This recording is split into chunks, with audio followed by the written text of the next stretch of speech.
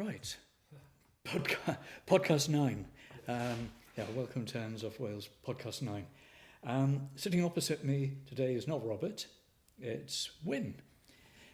Nice to see you. Thank you very much for inviting me back, Andy. I thought I'd wear my anti-pylons cap just to... Fantastic. Of course. We're kitted up for it today. Yeah, well, visual reminders as to what's at stake, I think, is never a bad thing, is it?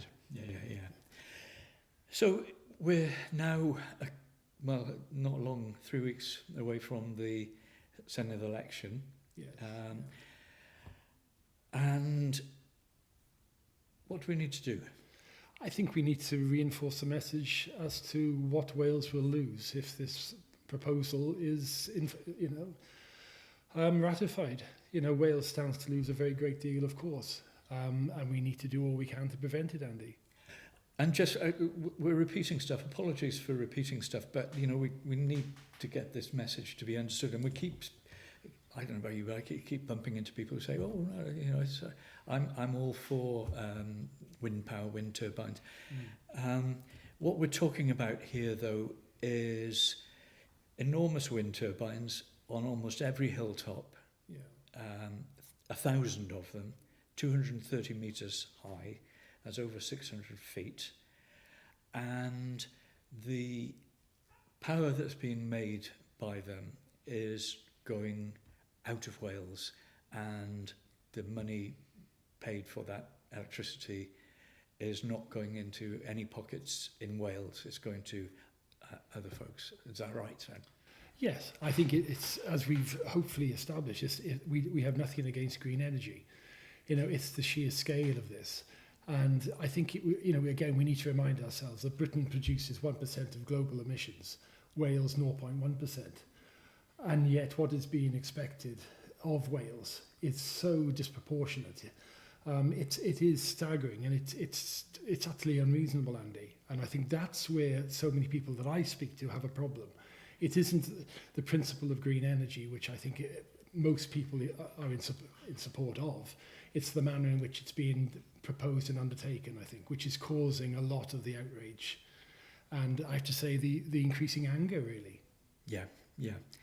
So we've got an election coming up, Senedd election. Yeah. What difference might that make? I think people need to see, there's been criticism in the past as to the relevance of the Senedd. And I, for one, have always supported, of course, the introduction and the maintaining of the Senedd as a voice for Wales to exercise its democratic voice. But it needs to be seen as relevant, and it needs to be seen as protective of Welsh cultural and political interests. And this, of course, is certainly one of those. And so I think people need to stop and see what will be the result if this policy is enacted, and how we have an opportunity with the Senedd to voice that opposition.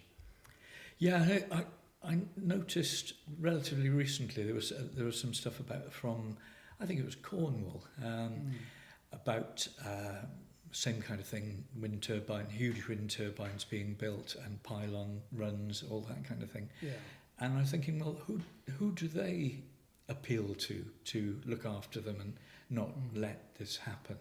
And it's the Westminster government. Yeah. We're lucky because we've got a stage that's in between, which is part of Wales.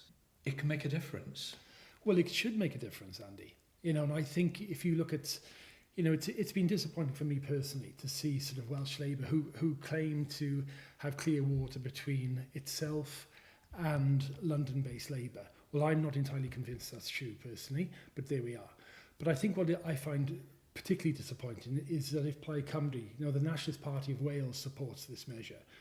And again, speaking personally, I think, for the party to have been established in 1925 to defend the political and cultural interests of Wales, and yet its support of this measure, I think we'll see the destruction, really, of a large part of Wales in 2026. So in 101 years, the party has travelled in a very negative direction, I would say.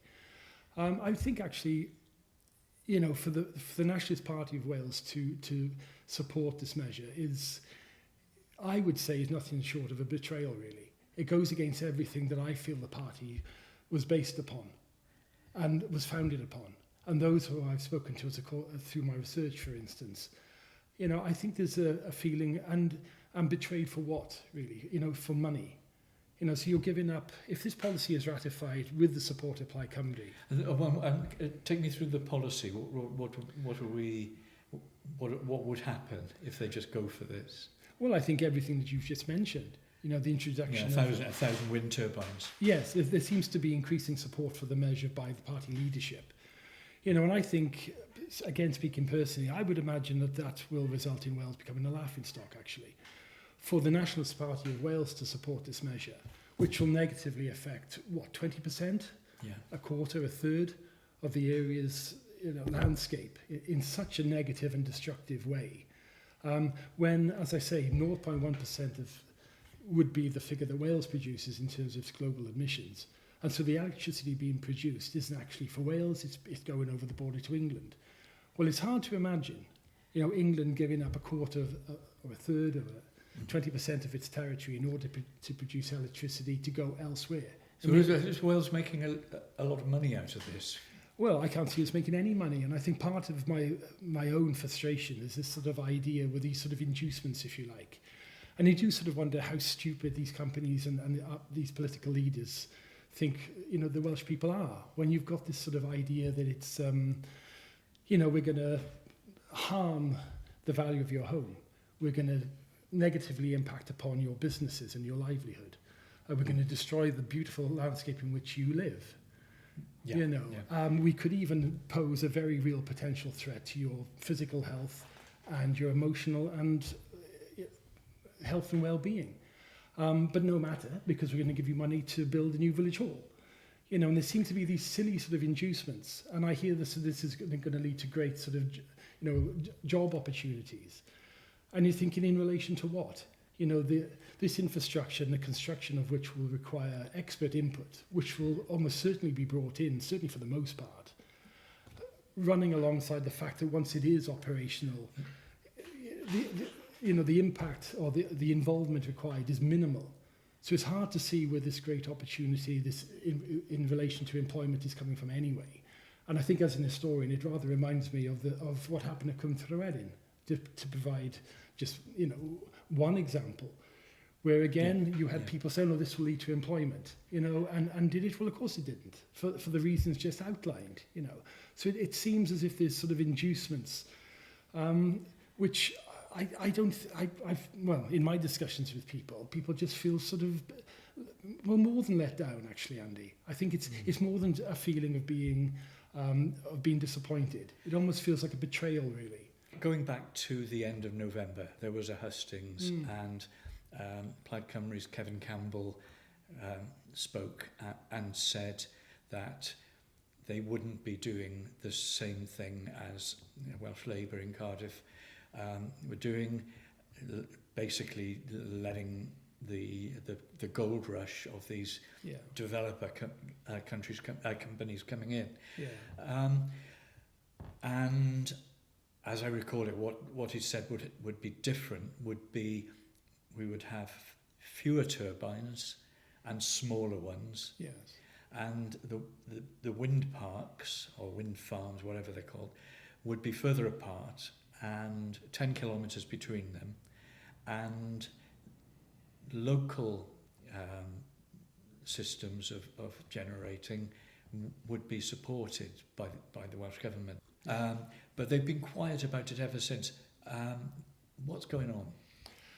I don't know. I mean, I like to think what they're doing is keeping it sort of under their hat in the hope of getting elected. Let's not ruffle too many feathers. Let's just get into government. And I hope with that opportunity provided, they act in the interests of Wales.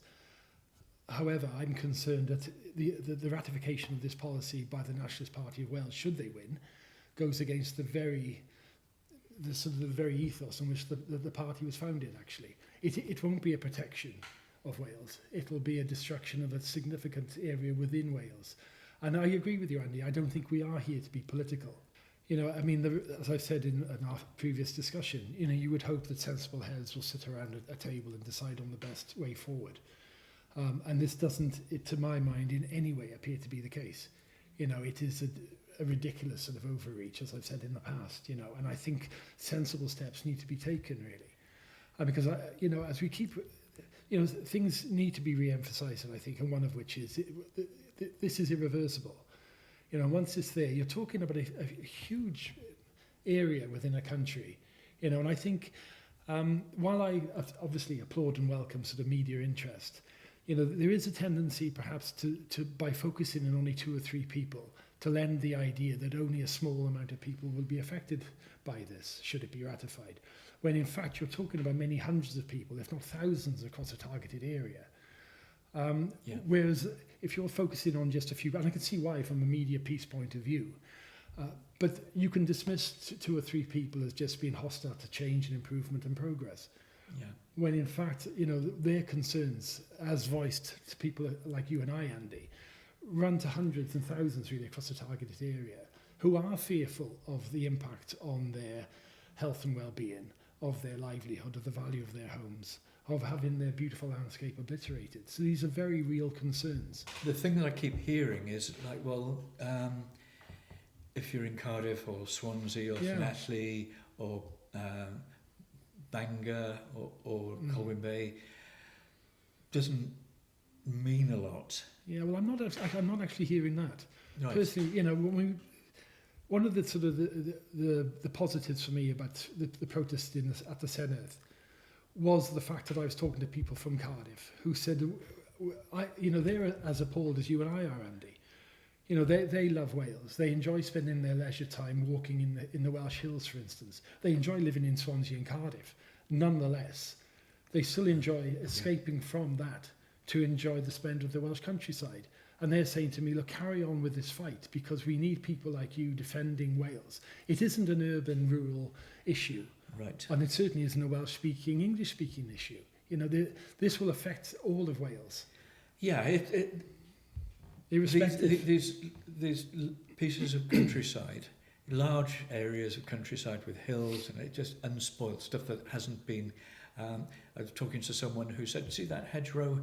There was some study done on that, and it turns out that hedgerow was probably first planted 3,000 years ago, and it hasn't changed since then, and that'll be torn up. Yeah.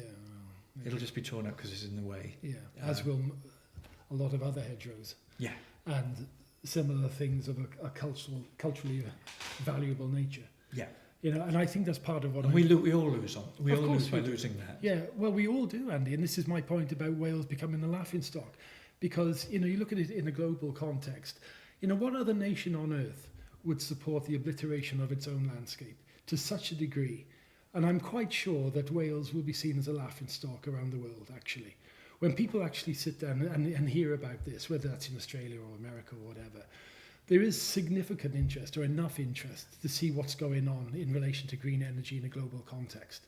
Yeah. Well, when you start looking at this and saying how much of Wales will be affected, negatively affected, and not for Wales's benefit, you know, it's hard to imagine any other educated country in the world actually shooting itself in the foot in such a negative. It seems pretty incompetent to. Well, it seems to let that happen, you know, it's. You know, some people are definitely losing a lot of sleep about it, and it's. I'm really worried that this will happen. Well, I am, and as I say, I mean, I enjoy encouraging my daughters to fall in love with Wales and what Wales is, and to enjoy the landscape, enjoy our nation's proud history. And they're engaged to a point, but nonetheless you're dealing with children. So you've got to reinforce why it's valuable and why the Senedd is important and how we came to have the Senedd in the first place. And the battles, if you like, that Wales has faced down the ages of a similar nature, really, of a cultural nature, a political nature. And yet I'm trying to say to them, but buy into what it is to be Welsh and be proud of that. And then you see this. Yeah. And the very people who should be protecting that our beautiful country and our God-given landscape propose to destroy it, or much of it, to such a negative way. Yeah, they're making it possible to happen. Yeah, enabling that to happen. And it's hard then to sort of come back and say to in particular my own daughters, and almost to say, well, what is there to stay for? You know, we're going to lose the best of we have anyway over the centuries. So many decent, educated, culturally minded people have felt that the only way to progress is to leave. And thank God that seemed to change to some extent, and we were able to keep people. Yeah. And then you see this being introduced, and you can see the same thing happening again. What young person in Llandrindod or Mid Wales is going to want to stay there, being surrounded by this infrastructure? Yeah, it's like a factory for electricity for someone else. Yeah, exactly. In effect, but the important thing about that is that having that view, which you've expressed really, really, beautifully, doesn't mean that you're against renewable energy. No, of course not. And this again is another conversation we have, is the fact that we need to go in that direction. But it has to be done sensibly. And I think part of, again, I don't know how you feel about it, but it's almost, you feel part of this sort of Trumpian, Putinian, dystopian mad world in which we live in, where reasoned arguments and facts are just ridden over in a sort of roughshod manner. Yeah. What happened to facts? What happened to balanced argument, where things are done in a sensible way and at a sensible pace? And I think, again, talking to Sue about this, in preparation for today, and she said, but the thing that she said I can't understand is why our own political leaders seem to be in support of this. You have polls, for instance, coming out saying that 90% or whatever it was of people are in support of green energy. Well, okay, while I would support that in theory, I also, I've studied sociology and statistics in my time, Andy, and polls are notoriously unreliable and pliable. Yeah. I mean, you simply, approach those people who are sympathetic to your desired outcome. Yeah. And then you put their findings in, their results into your findings, So again, I'm always cautious of polls anyway, but more so because I think, it's the only people, in my opinion, who should be polled in relation to this proposal are people who will be directly affected. People who live within a 10-mile radius of the pylons, of the turbines, of an energy farm. And hear their concerns, as previously outlined, in relation to their homes. Yeah. Because somebody living miles away who won't be directly affected, well... We'll have it anyway.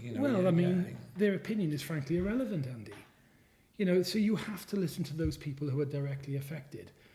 And as I say, and this runs to many hundreds, if not thousands of people across the targeted area who are saying, look, I'm concerned about this. I'm losing sleep. It's affecting my health already.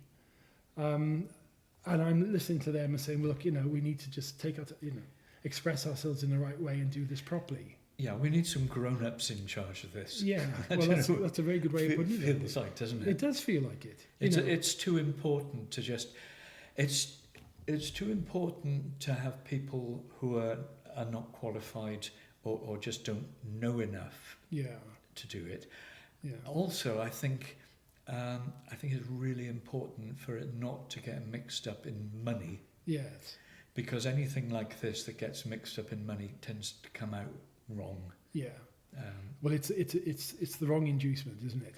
And then this is what leads me to believe that Plaid Cymru are so supportive of it, because they see this sort of golden egg, and this is a huge sum of money that we can change Wales without looking at the obvious negative impact that the introduction of this infrastructure will provide. So go forward a few weeks, 8th of May. We're just working here on the basis of the YouGov polls and whatever. If Plaid Cymru have the largest proportion of the seats, and they make some deal or arrangement or whatever with whoever,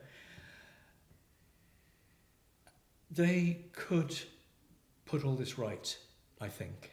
Yes, I like to think so.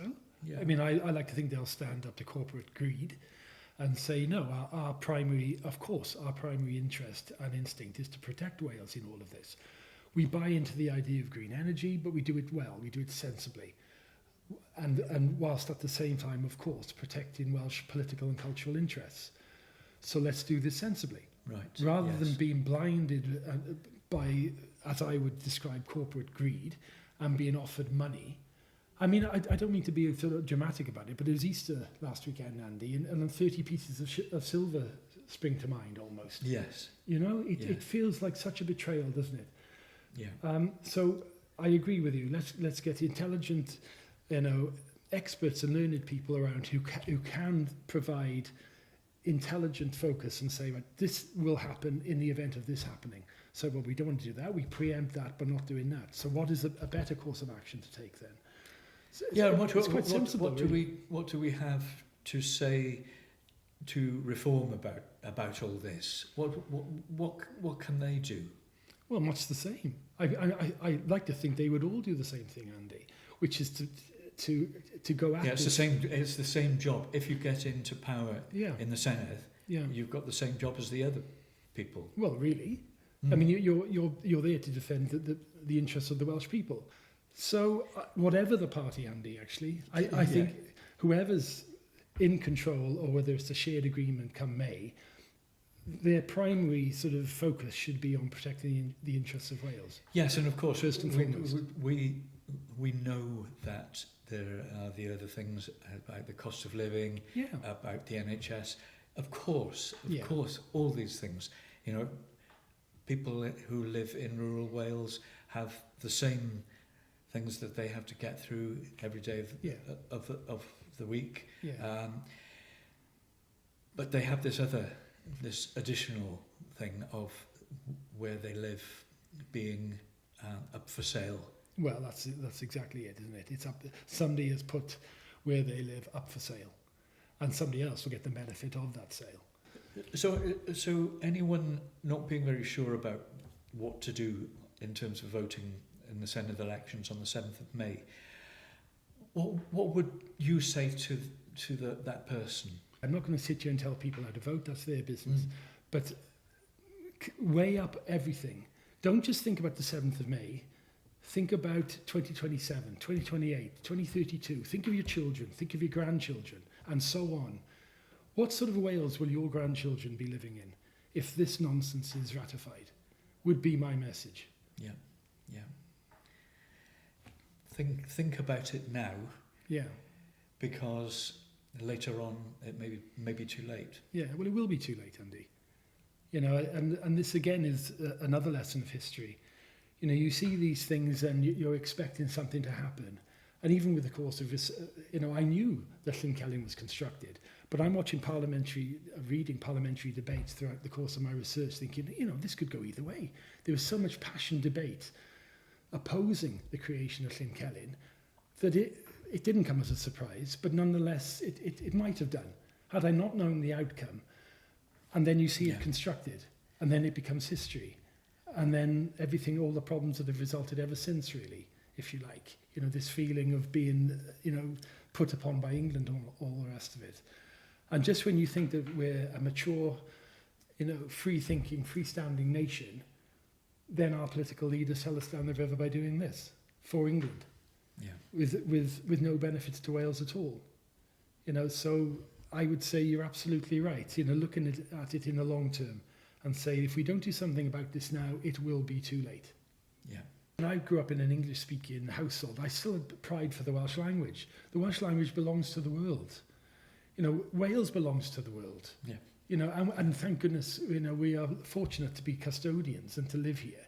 And as I say, the conversations that I'm having are, and I hope to continue to have in the years to come, is one very much where I'm proudly stating that I'm from Wales. And, you must visit, it's a beautiful part of the world, and, is it as lovely as I'm told it is? And all these conversations. And then you see this, undertaken by the very people who should be protecting us. And it's impossible not to feel, and as I say, the word that comes to mind is to feel disappointed. It's much more than disappointment, isn't it? It's a sense of betrayal, really. Yeah. And that's the word that I'm hearing, from people that say, God, I feel so let down. And what was the Senedd for then? What was the point of it then? When this could easily be done by Westminster without giving a moment's thought to Wales. Yeah, they could, without even thinking about it. Without even thinking about it. And yet, we've, through a process of protest and political progress, we have the Senedd. And so I believed, again, I used to have conversations with people, said, do you think, Tryweryn could ever happen again? And I said, I really don't think it could. too much of a hot potato. We have the Senedd now to protect us from issues such as this. Never in my wildest dreams did I think 10 years ago we'd be sat here today having this conversation, Andy. You know, I just don't know. You know, people talk about green energy. The companies in support of this, in my opinion, don't give a damn about green energy. They're not. That isn't their primary objective. Money is what they're interested in. Absolutely, Andy. They don't care about, and they certainly don't care about Wales. No. But to be supported in that destruction by our political parties, I think, as I say, is a betrayal. Yeah. You know, all for the, you know, it's sugar coated and it's wrapped in this rather attractive package of being for green energy. Well, of course it isn't green energy. This is nothing, as I said at the Senedd. This proposal has nothing to do with green energy. It's about the destruction of a landscape which has taken millions of years to develop. Yeah. And needs protection. It needs people who are proud and protective, not people who want to destroy that for reasons of money. And I find it astonishing, actually. You know, this words sort of come to mind. It's almost sort of, it's almost overwhelming. Yeah. Isn't it? Yeah, you can't believe that this is actually... No, it seems so ridiculous. It does. Yeah. Absolutely ridiculous. And something that we shouldn't be having to kind of do all this about. Well, exactly. You know, I'm trying to have, as I say, I want my daughters to engage with their Welshness and to feel a pride in being Welsh. And then you think, well, how can they? You know, how do you sell the idea that Wales is free thinking and a mature, sensible country that loves its citizens and takes care of them when you see this? Yeah. Yeah. You know, so you know, as I say, I just hope sensible heads ensure that the right outcome is reached, Andy.